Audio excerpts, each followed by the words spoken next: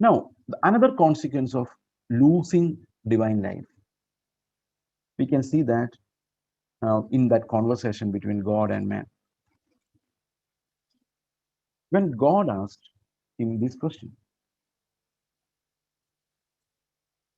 um, verse 9 of chapter 3. But the Lord God called to the man and said to him, where are you? And he said, I heard the sound of you in the garden, and I was afraid because I was naked. I hid myself.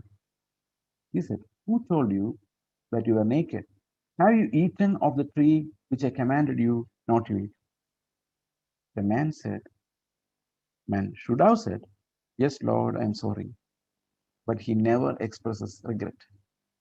He never asks for forgiveness because in his evaluation, he did not do anything wrong.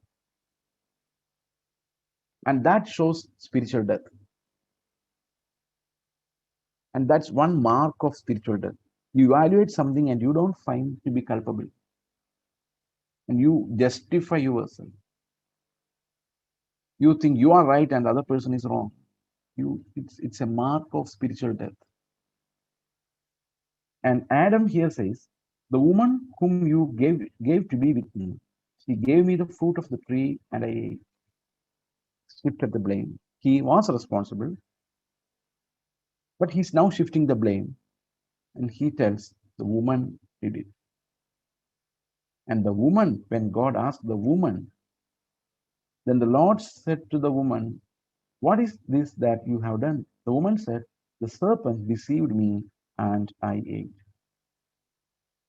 Now, she also shifted the blame. This happens all the time in our life. Somehow, our mechanism is that we always shift the blame. We don't want to be held accountable because we are sitting at the throne of judgment. We are the new kings. In our efforts to become like the Lord who controlled everything, king enthroned over everything, we became small kings, establishing small kingdoms around us. So, a husband and wife staying together, husband has a small kingdom where he decides everything, wife has a small kingdom where she decides everything, and these kingdoms sometimes enter into fight to, to get to know which kingdom is stronger. We have all become small kings.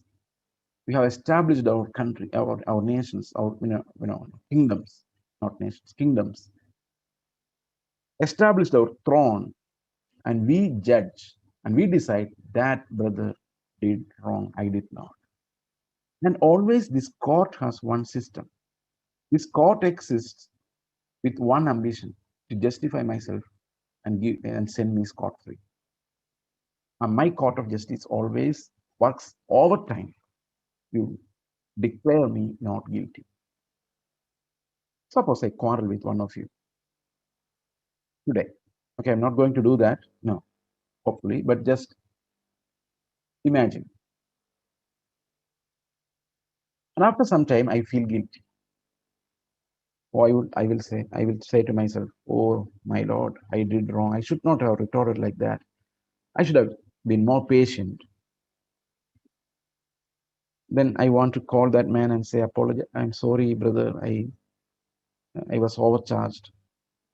I was emotionally overcharged. That's why I responded like that. I'm sorry. I wanted to say that, but I could not make myself do it.